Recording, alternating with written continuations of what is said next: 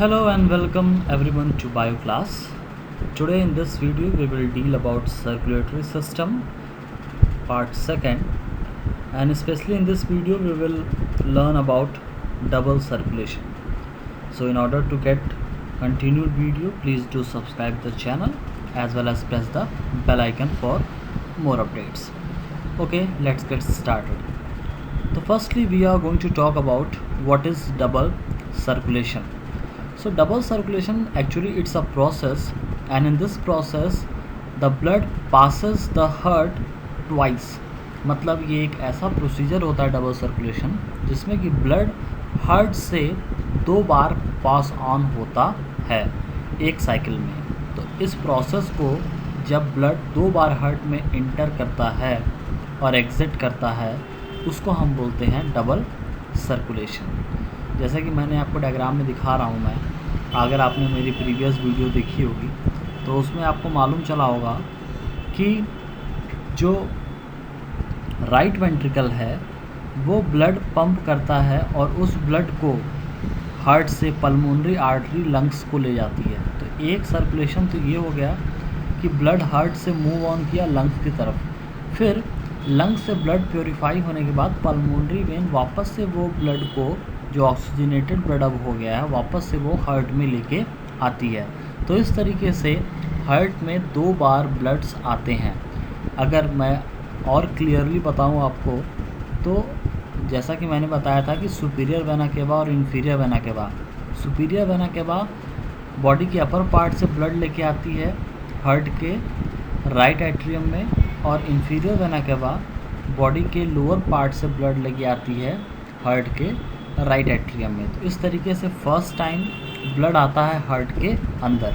उसके बाद right ventricles के थ्रू पल्मोनरी आर्टरी से होते हुए ब्लड लंग्स को जाता है। यहाँ पे क्या हो रहा है कि ब्लड हार्ट से मूव ऑन कर जा रहा है, निकल जा रहा है। लंग्स में प्योरीफाई होने के बाद वापस से पल्मोनरी वेन के थ्रू ब्लड हमारे लेफ़्ट एवरिकल में आता है। तो यहाँ पे फिर से ब्लड जो है हार्ट में इंटर कर रहा है।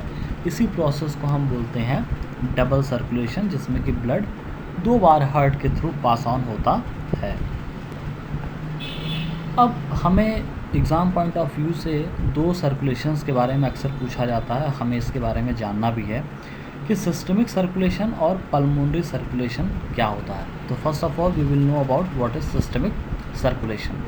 तो देखिए, अगर मैं आपको लेमन लैंग्वेज में बताऊं तो सिस्टमिक सर्कुलेशन एक ऐसा सर्कुलेशन है जिसमें कि ऑक्सीजनेटेड ब्लड हार्ट से जब बॉडी की तरफ मूव करता है या बॉडी में मूव करता है, हार्ट टू बॉडी जब मूव करता है ब्लड, उसको हम बोलते हैं सिस्टमिक सर्कुलेशन।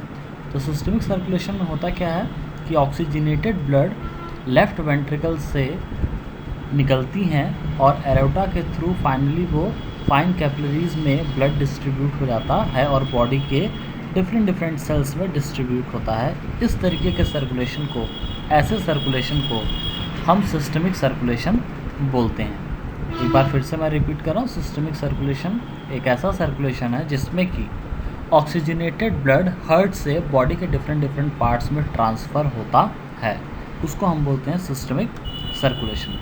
तो सिस्टमिक सर्कुलेशन में क्या होगा कि ऑक्सीजन रिच ब्लड जो है वो अरोटा से निकलेगा और फिर बॉडी के वेरियस पार्ट्स में जाएगा।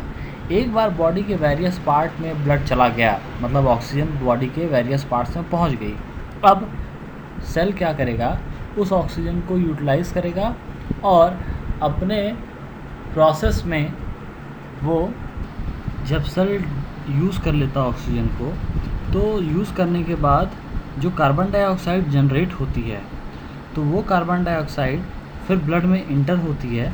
तो वो कार्बन डाइऑक्साइड रिच ब्लड जो होता है वो वेन्स और वेन्यूल्स के द्वारा कलेक्ट करके बॉडी के डिफरेंट पार्ट से फिर वो डीऑक्सीनेटेड ब्लड जो है वो हार्ट के राइट एट्रियम में डाल दिया जाता है।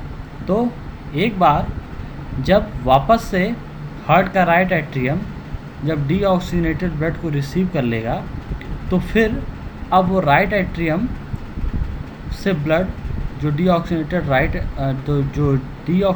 ब्लड राइट एट्रियम में आया हुआ है वो अब राइट एट्रियम से राइट वेंट्रिकल में पास करेगा और फिर वहाँ से पल्मोनरी आर्टरी के द्वारा वो पल्मोनरी सर्कुलेशन के लिए मूव ऑन कर जाएगा।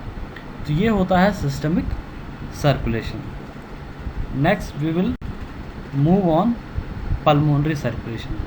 तो पल्मोनरी सर्कुलेशन में क्या होगा, अभी मैंने बताया था कि डीऑक्सीनेटेड ब्लड जो है वो जब राइट एट्रियम में आएगा और फिर वहाँ से जब राइट वेंट्रिकल में पास होगा, तो राइट वेंट्रिकल में पास होने के बाद अब पल्मोनरी आर्टरी के थ्रू वो डीऑक्सीनेटेड ब्लड जब हार्ट से लंग्स के लिए जाएगा, जब हार्ट से लंग्स के लिए जाएगा तो ये पल्मोनरी सर्कुलेशन जो है कहलाएगा। जैसे कि देखिए मैं आपको बता रहा हूँ पूरा पाथवे कि पल्मोनरी आर्टरी क्या करेगी, ब्लड को राइट वेंट्रिकल से कलेक्ट करेगी और लंग्स के लिए ले जाएगी, ऑक्सीजनेशन के लिए, उसको ऑक्सीजनेट करने के लिए ले जाएगी। अब एक बार लंग्स में उसका प्योरीफिकेशन प्रोसेस चालू हो गया तो फिर वो जो ऑक्सीजनेटेड ब्लड है वो वापस से हार्ट के लेफ़्ट एट्रियम में पहुंचा दिया जाएगा पल्मोनरी वेन के थ्रू, और फिर वहाँ से लेफ़्ट एट्रियम से ब्लड लेफ़्ट वेंट्रिकल में जाएगा और लेफ़्ट वेंट्रिकल से वो ऑक्सीजनेटेड ब्लड जो है एरोटा में पंप हो जाएगा सिस्टमिक सर्कुलेशन के लिए। तो ये जो हार्ट से ब्लड, डीऑक्सीनेटेड ब्लड जो लंग्स को जा रहा है और लंग्स से जो ऑक्सीजनेटेड ब्लड हार्ट के लेफ़्ट एट्रियम में आ रहा है, तो ये हार्ट टू लंग जो ब्लड सर्कुलेट कर रहा है इसको हम बोलते हैं पल्मोनरी सर्कुलेशन। तो मैंने आपको सिस्टमिक सर्कुलेशन और पल्मोनरी सर्कुलेशन क्या होता है वो मैंने आपको एक्सप्लेन कर दिया। अब एक जो सबसे कॉमन टर्म है ब्लड प्रेशर, इसके बारे में हम जान लेते हैं कि ब्लड प्रेशर क्या होता है, इसकी नॉर्मल वैल्यू क्या होती है और इसको मेज़र करने के लिए कौन सा इंस्ट्रूमेंट यूज़ किया जाता है। तो देखिए ब्लड प्रेशर क्या होता है, वो फोर्स जो कि ब्लड लगाता है वेसल्स की वॉल पे, वेसल्स की दीवार पे, मतलब आर्टरीज़ की दीवार पे जो फोर्स ब्लड लगाता है उस फोर्स को हम बोलते हैं, उस प्रेशर को हम बोलते हैं ब्लड प्रेशर। तो ये जो प्रेशर होता है, अब मैंने यहाँ पे आर्टरी बताया है तो ऐसा नहीं कि सिर्फ आर्टरी पे वो प्रेशर लगता है, बात हुई है वेसल्स की, ब्लड वेसल्स की। अब ब्लड वेसल्स में दोनों चीज़ें आती हैं, आर्टरी भी आती है और वेन भी आती है। तो ब्लड प्रेशर क्या होता है, वो फोर्स, वो प्रेशर जो ब्लड वेसल्स पे लगाता है, जो वेन और आर्टरी पे ब्लड जो प्रेशर लगाता है, उस जो फोर्स लगाता है उसी को हम बोलते हैं ब्लड प्रेशर। और ये जो प्रेशर होता है वो आर्टरीज़ में ज़्यादा होता है और वेन्स में कम होता है। आर्टरीज़ में ज़्यादा इसलिए होता है क्योंकि अभी आपने देखा है कि अरोटा से ब्लड आगे बढ़ता है और आर्टरीज़ हमेशा ऑक्सीजनेटेड ब्लड को अपने साथ ले जाती हैं। तो क्योंकि जो लेफ़्ट वेंट्रिकल से ब्लड निकलता है अरोटा में तो वो बहुत प्रेशर के साथ निकलता है, हार्ट उसको पंप करके निकालता है, जिस वजह से उस ब्लड में ज़्यादा प्रेशर होता है। और वो क्योंकि आर्टरीज़ ही उस ऑक्सीजनेटेड ब्लड को ले जाती हैं बॉडी के डिफरेंट पार्ट्स में, इस वजह से आर्टरीज़ में ज़्यादा प्रेशर होता है वेन्स के कंपैरिजन में। तो जो ब्लड प्रेशर होता है आर्टरी के अंदर, जब वेंट्रिकल्स जो हैं, मतलब राइट वेंट्रिकल और लेफ़्ट वेंट्रिकल, ये दोनों जब कॉन्ट्रैक्ट करती हैं, इन दोनों के कॉन्ट्रैक्शन की वजह से आर्टरी में जो प्रेशर होता है उसको बोलते हैं हम सिस्टोलिक प्रेशर। क्या बोलते हैं उसको? Systolic pressure.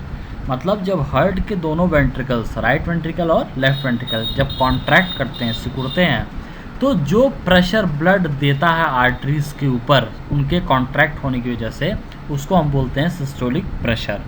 और जब वेंट्रिकल्स, मतलब राइट वेंट्रिकल और लेफ़्ट वेंट्रिकल, ये दोनों वेंट्रिकल्स जब रिलैक्स करते हैं और उस रिलैक्सेशन टाइम में आर्टरीज़ के अंदर जो प्रेशर होता है उसको हम बोलते हैं डायस्टोलिक प्रेशर।